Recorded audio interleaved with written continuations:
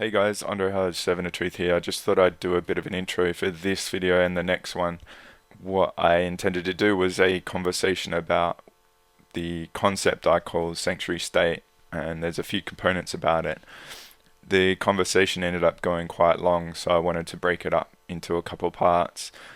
This first part is about something what I term as the reference or reference state or reference experiences that we sort of have that we can tune into, that we can use as a component to formulate a base of reference in holding a state or whatever we might be in.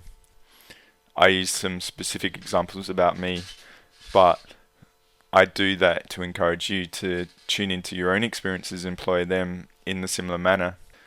So yeah, this first part is a bit shorter. The next part is the main body of the conversation, and that will be released at some future point. So I hope you enjoy it. I hope you can measure what I say against myself over yourself and see how you can employ past experiences that you might have in another way that's more powerful and productive to your potential. Good luck, guys. Thanks. Enjoy.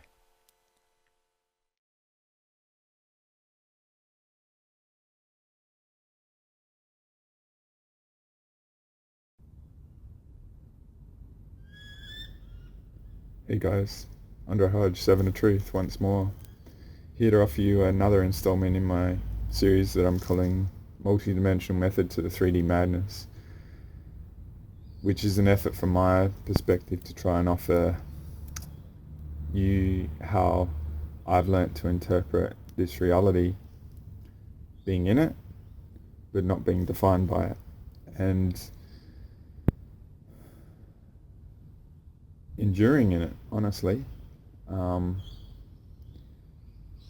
trying to offer the components that really helped me over the course of my journey to get to what I call the pinnacle of my efforts here in relation to just something I labeled called the Galactic Special Forces level of work.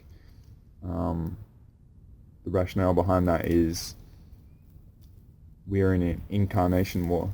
Being in this body, it's very separate to the soul level of things. The 3D level of things is like the tip of the iceberg to the greater level. I actually drew a drawing about that, which I didn't share in the last one, but I'll just share it now quickly. So if you see this diagram here, and if you look at the up and horizontal axes,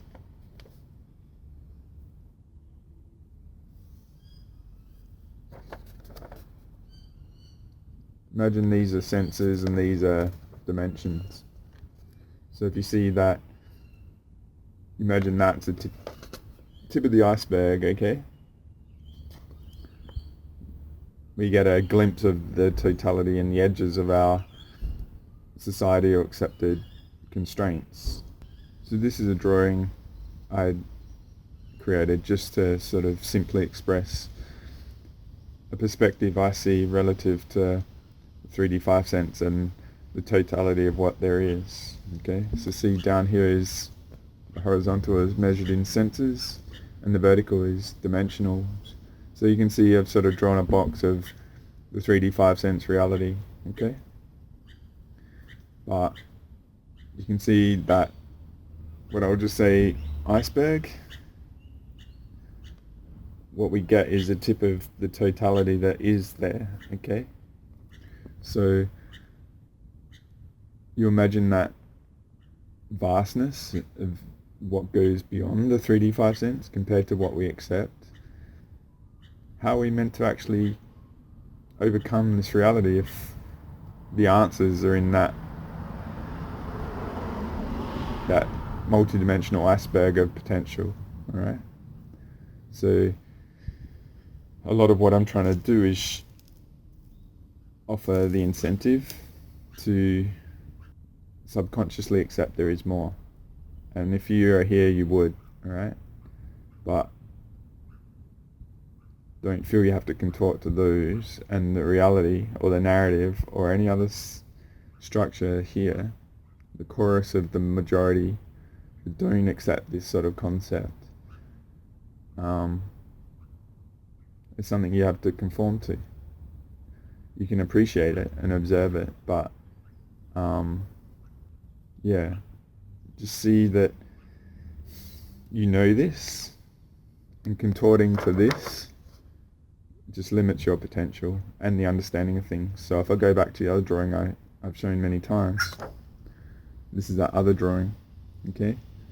To see potentially the answers in the outside variable that isn't defined by the 3D, potentials, data points that offer clarity to what doesn't make sense in the 3D and stuff, okay?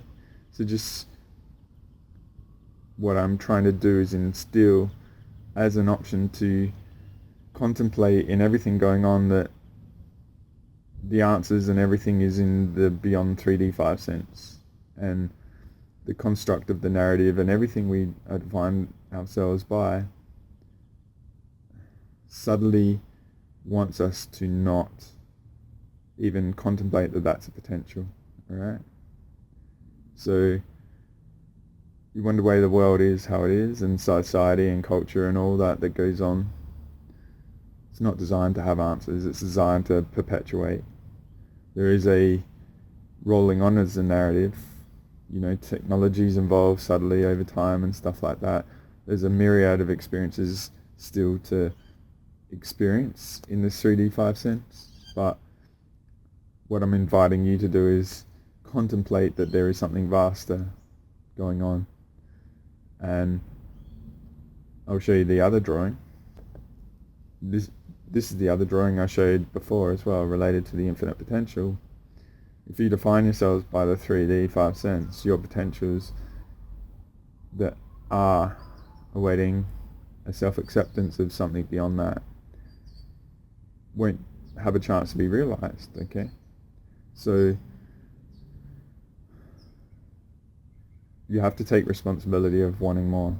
You have to take responsibility of, yes, the majority, the chorus, culture and all that is defined by this, and I accept they accept that in themselves, but I don't have to be defined by anything other than what I accept. And yeah, it's an interesting, it's a very subtle thing to do. It sounds easy, but it's actually really not. And then when you start accepting things like this, there isn't really any limit to your potential. That's why I call it infinite potential. But also, my attitude is a lot of these sort of concepts and accepting yourself give you an edge over the majority, right? So it's not about competition or anything. It's just, it's a bit like what I've said in the past about the movie Close Encounters of the Third Kind, where Richard Dreyfuss' character was willing to go to the next step because he wasn't defined by the limits of fear and belief and accommodating those around him who, when he was challenging the reality, he got a lot of resistance for, right? The people around him were ridiculing him and all that sort of stuff. It's something that constantly goes on, right? And when you're starting to do this, what I learned to do is actually realize the reaction of others around me was confirmation that I'm on the right path. It's about that contrarian view that I shared in that other video, which you have to sort of rewire what is going on as the right way, which I'll show you the other image. This is the image related to contrarian view, which the herd usually generally chooses the wrong action, right? When the trader, you can relate it to being perceptive, sees the change and goes with it, right? So another aspect of this contrarian view is when you have people around you that are potentially doing the exact opposite of what you need, undermining you, reacting and all that sort of stuff. it's an opportunity to, if you're thorough in yourself and you've limited yourself, that you can actually see that you're getting a confirmation of your path, alright? It sucks. And I can speak for myself. I've had very few allies that really are in tune with what's going on around me. I have to actually throttle myself back a lot, because when I start really getting into high gear, it triggers them, brings out their stuff, and I get this, alright? So I've learnt to recognize when my energy is picking up, and I don't have to go in the flow of it that causes issues. I can throttle it back but still operate at my highest level. And that's why I've sort of released the Galactic Special Forces recordings and missions, and if you've gone through them and explored them, well done. I appreciate that. Thoroughness is very important, and investigation is as well, and they are, up until this point in my life, some of my greatest achievements that very few know of. So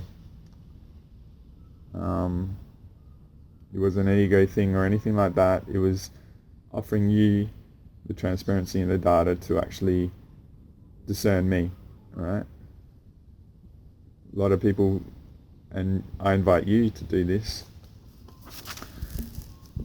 you may feel a lot of stuff in me, alright?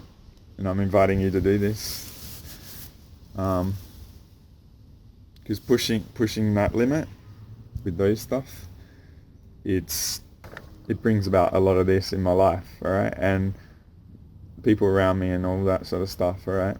So when doing this level work, your good stuff, alright, the pattern is that when you go beyond the 3D 5 cents, there's a resistance to it, a bit like going through the sound barrier. And the people around you can be the ones trying to impose that limit on you, alright? So if I go to this, once you get under control, the people around you, they can be the one influenced. And when you realize we live in a society that really doesn't accept anything beyond 3D 5 cents by design, because it makes the majority totally vulnerable to influence. And I've used the metaphor of like a crack in the dam of people. They don't know their emotions. They don't know self-mastery is an option. There's not even the potential of contemplation that their emotions might not actually be theirs. And the lack of exploration and self-mastery makes them vulnerable, and it makes it very tough to be with people and stuff, you know. It's just something to be aware of, right? And so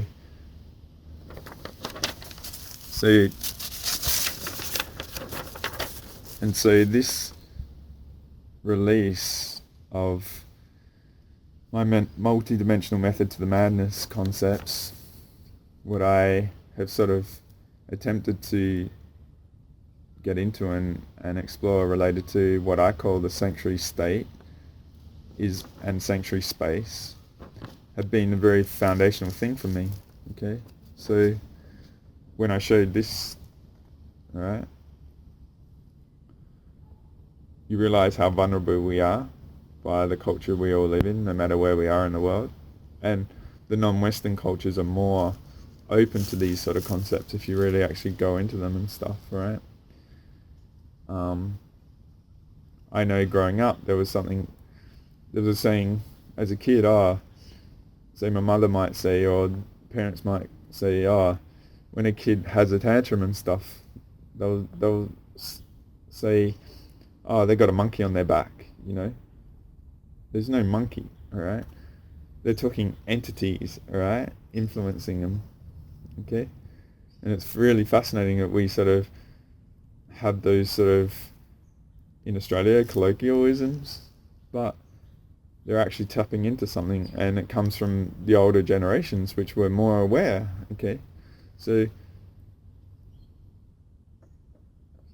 these sort of concepts have been a part of society. It's just our modern era that is diminishing in it.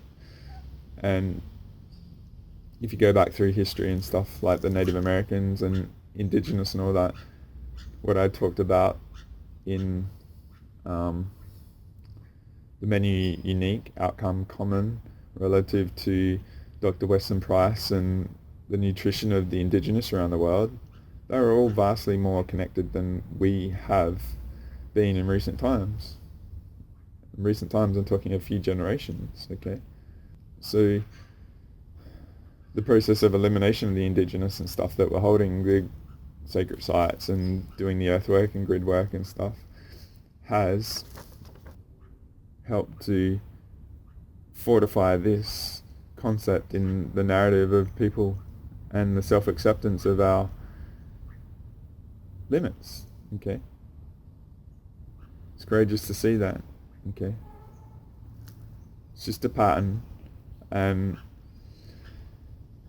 it's quite simple to see and obvious if you're willing to accept, the higher dimensional realms as a constant that are around us. They're not just there, here and there and all that. They are there constantly, all right? So a lot of people actually access it, they don't know it, all right? One thing I really enjoy is coming across someone and interacting with them and finding out their mannerisms and their patterns. And they're totally ignorant to their talents. And you have to do it in a very respectful way, non-violative free will way and stuff. There's been many people that I've sort of met and stuff over the years, and I've just said, look, do you realize you're actually really intuitive? You're using senses beyond the 3D 5 sense, all right? But it's just in a lot of people's nature to do that, all right? It's very powerful, and I talk about external validation as being a vulnerability, okay? But when the circumstances are right and it's actually meant for them to actually hear, and you offer them that they are something more than they think they are, or they realize they are, when you sort of speak to someone and you mechanicalize what they're doing and what they're tapping into, it's really an amazing thing, all right? When you see them expand and realize that they are more special than what they previously thought, all right? It's a massively empowering thing, and as I said, you have to be very careful. And when you tell someone something like that that's well beyond what they self-accept, you can get a very visceral reaction, and it can actually have massively negative effect. They can actually force them to self-lock themselves down and never wake up again, all right? So I know how to do it, and I know how to do it in a very, very powerful way of self-acceptance, because they're in my field and stuff like that. And it's been an enormous privilege to tell some really amazing people what they do, because they can actually build on that, all right? It's a very interesting thing, and I'm just sharing that because it's an interesting part of my process and stuff that it may be the first domino to fall in their expansion of awareness, and they may be an incredible being down the track, and I know that component has been needed for them to get that going. So there's a fine line between external validation and the confirmation validation that propels them into another level. So what I'm wanting to do here in this particular recording, which I've been talking for about a little while now, is get into something called the sanctuary state. And from my mechanics of it, it had a basis of what I call the sanctuary space. Right? So the aim at the end of all this is to, when you do missions and grid work and all that sort of stuff, no matter where you are, because if you're operating in the multidimensional and stuff, there is no space that's safe, alright? So how do you anchor yourself? How do you hold yourself and stuff? And I describe it as a sanctuary state, which is a space or a feel or a location that I can tune into through time no matter what. And it can recalibrate me to anchoring myself no matter what. Right? So it's like based on meditation, it's like the next level of having that as a foundational component. All right. So going back to this drawing, see the foundation. I call those, in some instances, I call them references. Okay. Coordinates that are familiar, that you can rely on. All right. And then, like say, meditation is a foundation, a reference, understanding emotional mastery. The next level is sanctuary space and state. All right. Another metaphor for this reference, okay? Back in early, I think about 2002 and 3, for one of my birthdays, I was given a voucher to go skydiving because it was really interesting at the time, because it was, I worked with this guy and he was a instructor and he did a lot. He did 800 skydives and stuff like that. And it was really fascinating to talk about. And I wanted to go and challenge myself, and it was given to me as a birthday voucher. It was a really, I don't know if you've ever skydived, but it's pretty crazy, alright? It took about half an hour to get to 10,000 feet, and you're going up and up. And I remember my experience. There was I went with a mate, and there were these two other more advanced skydivers that came with us, and they left the plane at about 5,000 feet. And I remember sitting by the window. You're sitting in a plane with nothing between you, just a perspex slide that opens up, and you've just got pure ground, kilometre or 2 kilometres down, and these two guys jumped out. All right. And I don't want to take away from the topic too much. And they disappeared, all right? They left the plane, and it was like, holy shit. It was terrifying, okay? We get up to 10,000 feet, and my mate went before me. And again, you just disappear out the back of the plane and like a dot, all right? So it came to my time. I did it tandem and stuff, because the first times you do it, you don't really do it on your own. And sitting on the edge of a plane, right? 10,000 feet, over 3 kilometers down. And yeah, it's just pure terror, right? Pure terror. And then you have to rock 3 times, and then you fall out. And what the instructor said is, you got to relax. You got to be in your position and disarm and be very relaxed. And yeah, it makes it easy for him to guide you and stuff like that.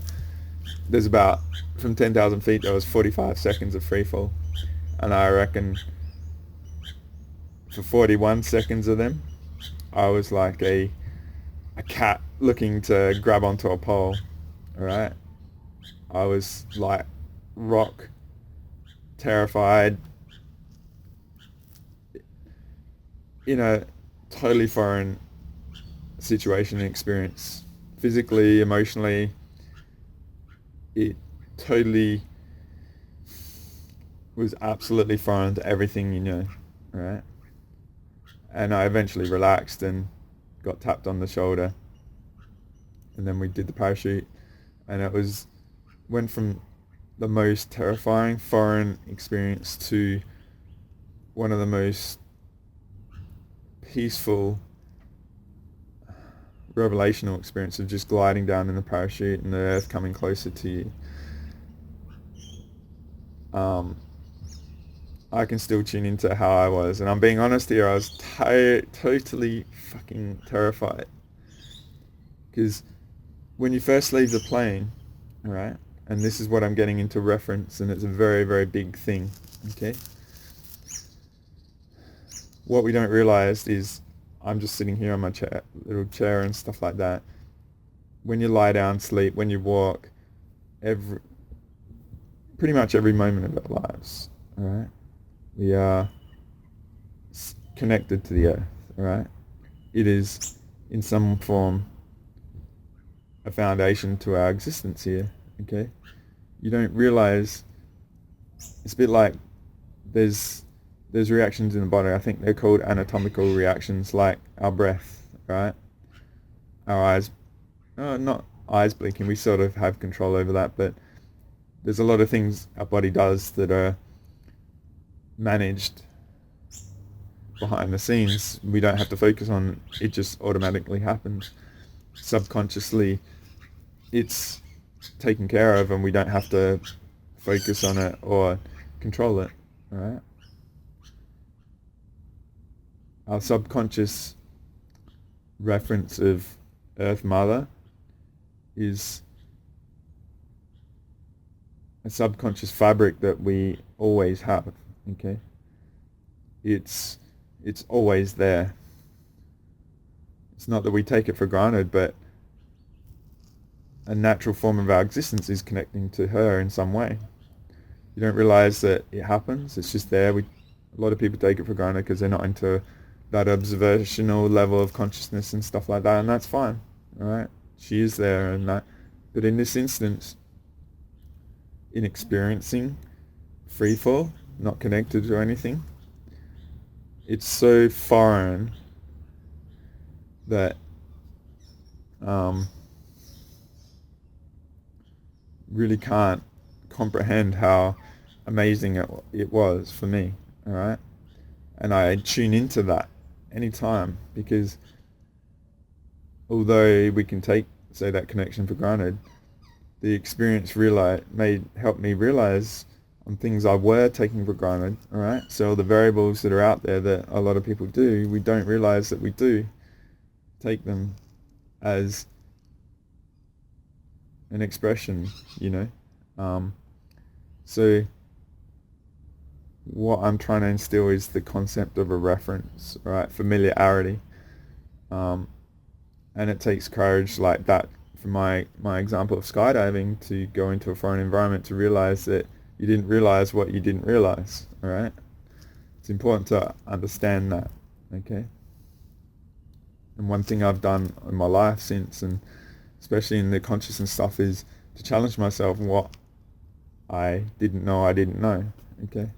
Because things like in the last video I sort of offered about the metaphor of the movie Aliens, where the aliens were coming through the air vents, all right? There's angles that we aren't aware of, all right? And then we become aware when we challenge ourselves, all right? So a lot of the times over the years, I've deliberately put myself into challenging scenarios when I wasn't up for it, to identify weaknesses and all that sort of stuff, all right? So what I've tried to offer there is a concept of what I call a reference, okay? A reference are, if you like, a set of coordinates, familiarities, all right? Understandings related to that, okay? So what I do in that skydiving experience, I always have it as a subtle variable that I can tune into of what I realize it felt like of being in a totally familiar natural scenario, okay? So what I do is employ that when I talk to people, of holding that energy of the unfamiliar as one of the variables that are in my field when I talk about stuff such as the multidimensional aspect of 3D reality, okay, such as this, okay? You can see skydiving is a totally foreign experience relative to what people normally do, okay, but you can control that, okay? And what that does is a bit like in the movie Dead Poet Society, when people got on the desk and saw life from a different perspective, okay? These are things you can control to give yourself perspectives that aren't familiar, right? To see things from a different view, a bit like Close Encounters of the Third Kind, you know, or swimming in a pool if you're not familiar, you know? Feeling the reference of water versus the solidity of the ground, you know. It's very foreign to many people.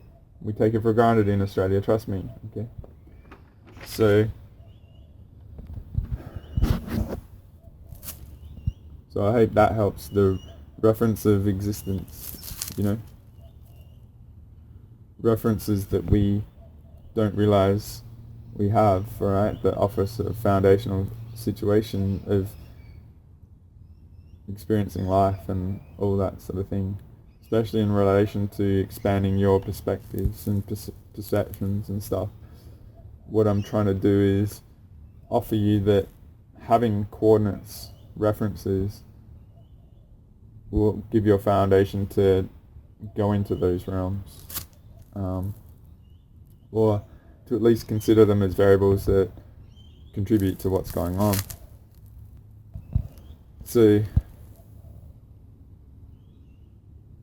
this next part is what I call the sanctuary space, and getting to the sanctuary state level in my mechanics I built on a foundation of having a sanctuary space, alright? Because that concept of reference is something you can tune into, alright? It's familiar.